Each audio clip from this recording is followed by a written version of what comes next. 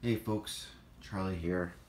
This is actually my second attempt. My first attempt, I recorded it in the wrong orientation, so it was actually a pretty good video, but yeah, that's how it is. So, reviewing Extermination, the next big X-Men epic starts here. I've hated this cover from the beginning. Get my Van Skyver. Jean Grey, Iceman, Beast, Angel, Cyclops. And of course they're trying to push these two because, you know, we're in the era of SJW and that's just how it is. So yeah, the cover's trash. Yeah, I'm not even gonna get into it. I went to a big rant last time about how much it was stupid, but on this video I'm just gonna skip it.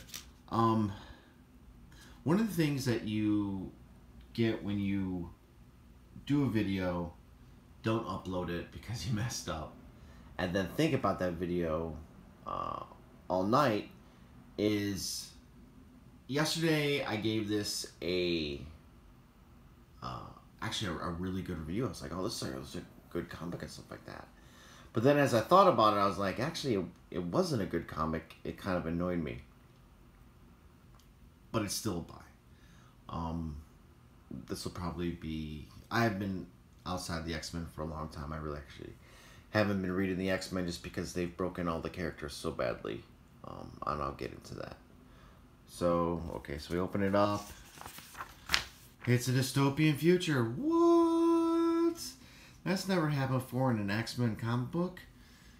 So we got a shadowy figure. It's the Xavier Institute for Mutant Education and Outreach. This sounds like a re-education camp. It's just the Xavier Institute. That's all it is. You know, they don't need the education and outreach part. Just Xavier Institute would be fine. The figure's kind of going along. There's a big battle. All the X-Men are dead. I didn't pick up any of the comic books. I think there was like one of them that I did pick up. They were alluding to the fact that in the future the X-Men were being hunted and there wasn't a lot of them left. So we got Kitty Pryde, Colossus, the Shark Dude, because that makes sense, Storm, Beast, my boy Cyclops, all dead. He's like, oh no, I'm gonna have to fix it. And 2 pages of waste. So if you pick up an older X-Men comic book, they actually were able to fit all of this like right up here on the page. It's like one little bubble of what was going on and everything like that, and kind of move on. So, oh my god, just the same stuff over and over again. Yes, we hate mutants. No more mutants. Protect human lives. Blah blah this. Blah blah that. It's the 21st century, and it's probably the 21st century in the Marvel universe. Yeah, people don't care anymore that you're a mutant. All right, this is not a thing. You need to move on. Got 2 mutants. They're afraid. The X-Men show up. Angel's got fire wings now. You got Bloodstorm, Cyclops looking like an idiot, Jean Grey, and Iceman. I mean, they broke all the characters. They really did. You can't get excited. Like, this is actually the art was decent. I enjoyed the art. At some points, the artist struggled, but I still thought it was definitely an A minus when it went for the art on this book, and the dialogue wasn't bad. It did have SJW in it, and I'll point out those SJW stuff. It just gets stupid, but it's hard to get excited when for how many years now it's just been just one slug after another, just like destroying all the past, destroying everything that you cared about growing up as a reader, not wanting to bring like your kids in on this stuff because it's just junk. But they really wanted to make a good book here, and that's the thing that I struggled with this book, is that they worked to create a good book, but they just couldn't help themselves. So they save the mutants and they bring them back to Xavier Institute. You have Kitty there, who her character has been destroyed. She really did Colossus wrong. She asked Colossus to marry her. He was like, absolutely, I loved you forever. I want your love. And then she bails out on him at the last moment at the wedding. And we're just supposed to accept that. And then you have Jean Grey, who has always had like this snotty attitude and really did. She did Cyclops wrong a whole bunch of times. I'm always playing the other people that she cared about, whatever like that, against his heart. And it's just you can't connect to them, and that's the problem that I think Marvel has maybe is starting to realize, is that people aren't connecting to their characters anymore. They've messed up. So like I said, the dialogue wasn't bad. What I did like though is they had this little thing between Cyclops and Bloodstorm. Sort of like a blossoming relationship, and that's kind of cool. You really have to be an X-Men fan to realize, like, back when Wolverine and Cyclops had their schism and the team split in half, basically like their own internal civil war, Storm almost went with Cyclops. They're like best friends. And they've never alluded to it. There was never like, oh, like, was these two hook up? They always were trying to push Storm with Wolverine, but there was always like this understanding between the two. Like they were comrades. They were best friends. The two of the strongest leaders there ever been for the X-Men. Those two right there, and I really kind of dig the fact that they're drawing the girls beautiful again. I really did like that. Even Kitty was looking good, and that's something that was hard to accept when they were just making them all look ugly. So they had this little relationship right here, and everything's good. And this freaking dude right here, I don't even know what he's putting in his mouth on. Onion. And then Ahab comes in with some hounds. And one of the things, like I said, this is good art. This is comic book art. And in the next page, too, when Cyclops is battling them, like, you haven't, like, everything was flat angles. Maybe, like, a little from the top, a little bit from the bottom. But this is good stuff. And the dialogue between, and I'll get to why this is sad, the dialogue between Bloodstorm and Cyclops is like, Cyclops like, get the people out of here, and I'll handle this dude. And she's like, oh, just because this, that, and the other thing. He's like, no, you're like, this guy's obviously after me, so you can get him out. And it was some good stuff. I enjoyed it. And then all of a sudden they're like, boom, and she got planked. I mean, I didn't see this one coming. I liked it. I didn't like the fact that they killed her. I thought she was a good character. But what they did next, Cyclops pretty much just loses it. He just, when an entire kinetic energy dimension can go through his eyes. Yeah, he's super powerful. So I enjoyed it. That little scene right there, and then it started getting SJW. They just can't help themselves. So they teleport away, and Cyclops is like, okay, I need to get the team together. This is really bad. He's pretty upset. So he calls Jean Grey because they got that psychic connection. And the first person they go to is Bobby. And of course he's at Hamilton. Because why wouldn't he be at Hamilton? I mean, and then he's shooting over to get there, and we got a shadowy figure just above him. Bobby gets attacked, and out of nowhere, it's Cable. they don't explain, why he would be there. They didn't lead up to it. He's just like, I get attacked, and Cable's there, which makes no sense. Usually there'd be like a little bit of lead, like maybe Cable's trying to find them for a particular reason. No, they just put Cable there for a reason, and you'll find out quite evidently a couple pages in. So let me shoot back to the Xavier Institute, and this is where the SJW starts to seep through at full force. Cyclops comes bursting in, and he's like, where's Rachel Gray? It's like, first of all, I'm bursting in the place, and say, perfect example, I come home and I need my brother. I'm not saying my brother's first name and his last name. I'm just saying his first name. He's family. Alright? And the X-Men are family. Cyclops freaking comes bursting through. He's like, where's Jean Grey? He's like, where's Jean? I need Jean. So, right here, it's just a dig at characters. They did this on purpose. Just to be jerks. And they did this for one particular reason, because all the way up to the SJWs seeped into this crap. It was Rachel Summers.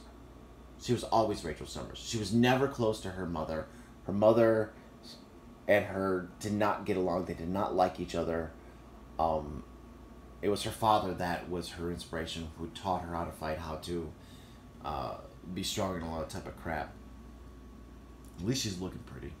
Sort of. I don't know. Kind of like a Cheshire cat right there. So that was just unnecessary. So they go through all this type of stuff. They find out that Ahab's not real. And then Bobby and Cable are fighting. Bobby gets taken out by some electro thing.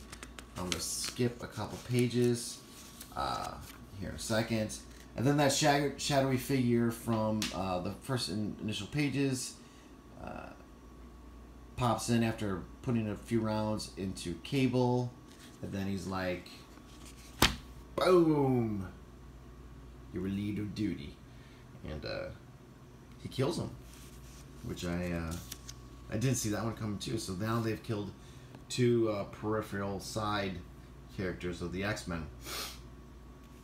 And then we got more SJW stuff into there, because there's Jean. She gets all this, that, and the other thing. I'm going to skip another couple pages.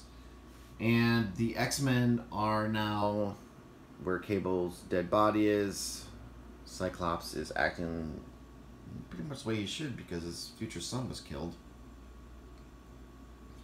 I don't understand why Rachel's so upset. She comes in at the same time, but they have her like running in late or some stupid crap. I don't know. This doesn't make sense. And then she's like, oh, she would know that Nathan was gone. The whole construction of the scene right here is like, Cyclops got there before everybody, then everybody arrives, and then she arrives, Rachel arrives, and then she's like, oh my god, but they knew he was already down, so she'd be prepared, but they would all arrive at the same time. So they set this up. So all these panels were just set up for this. When all the characters were together at the Xavier Institute, then they would have arrived together. They just wanted this scene right here, which they really didn't even put together that well. And they weren't close. Rachel was actually upset when Nathan was born Cable, because she was supposed to be the firstborn. It is what it is. And then Jean Grey, of course, pops in with Kurtz, and they were at the bottom of the ocean. There's some line, I heard you at the bottom of the ocean. And then Jean Grey goes, my son. And newsflash, lady, not your son. Cable's mother was Madeline Pryor. Not your son. Nobody likes you anyways. That's where the comic books are going back. And it's pretty much, sitting up like, Cyclops is the only real person here that has connection to Cable. The rest of them didn't. And the rest of them are more damaged than Cyclops is damaged.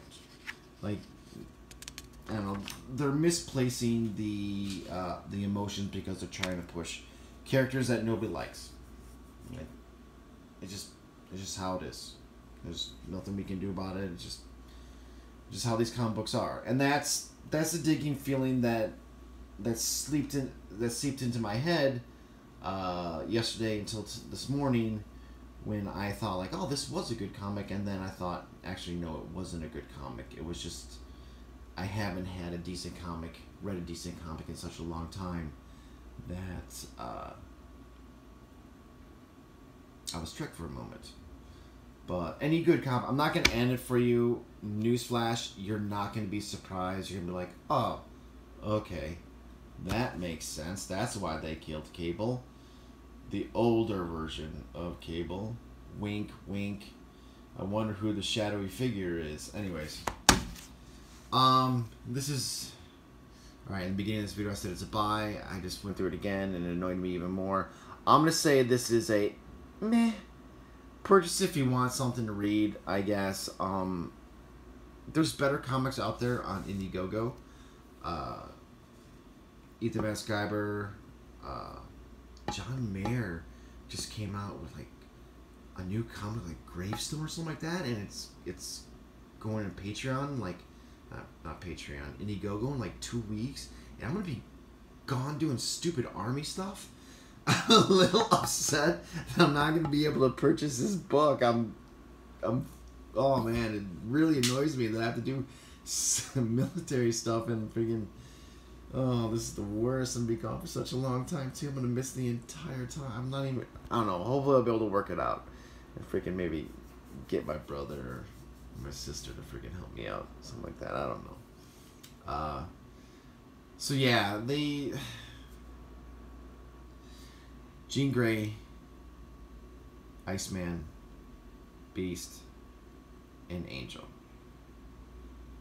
and Cyclops are the original 5 characters. All these characters have been destroyed. Alright? Beast is the asshole that screwed everything up and was macking on Scott. He's just another Wolverine, just trying to get with Jean Grey, which is cool, you know, free will. He's turned into a complete jerk. Angel's... Is there anything even involved in Angel? I mean, nobody cares about Angel. They've ruined him too. He was a badass when he was Archangel, though. I'll tell you that for sure. I loved it when he was an Archangel, and him and Psylocke and little shenanigans that they're getting to. And then Jean Grey, yeah, nobody cares about that. And then the one person that was actually affected through this entire book, it was Cyclops, who was with Bloodstorm, who he had a blossoming relationship with, was killed in front of him. It was his son, Nate, which was killed, and he was pretty much a side character when this entire book was actually about him. These other characters really weren't affected that much. It was pointless. As much as they try and do it, and they always do this, they try and make him a villain. They try and make him a horrible person, but they can't, because subconsciously, down within all of our minds, it's the same as with Captain America and Reed Richards. These characters have something about them that,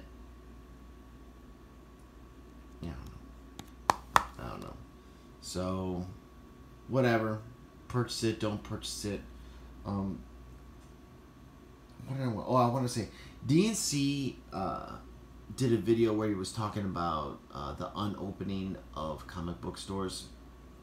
I've gotten into that a long time too. I don't care about comic book stores. If they're gonna go under, they're gonna go under. There's nothing I can do about that. If people aren't gonna stand up, if they're gonna allow themselves to be bullied and to do stupid things, that's fine. But he talked about back issues, and it was a really good video. Go and check it out. I'm just gonna have to go into back issues for good X-Men stories, because the X-Men are ruined. Dang shame. Alright, I'm going to do Batman 50 after work. And I'll catch you guys on the flip side. Hit the bell for notifications. Hit the button God dang it. One of these days I'm going to hit the button to subscribe. And thanks. Talk to you later. Bye.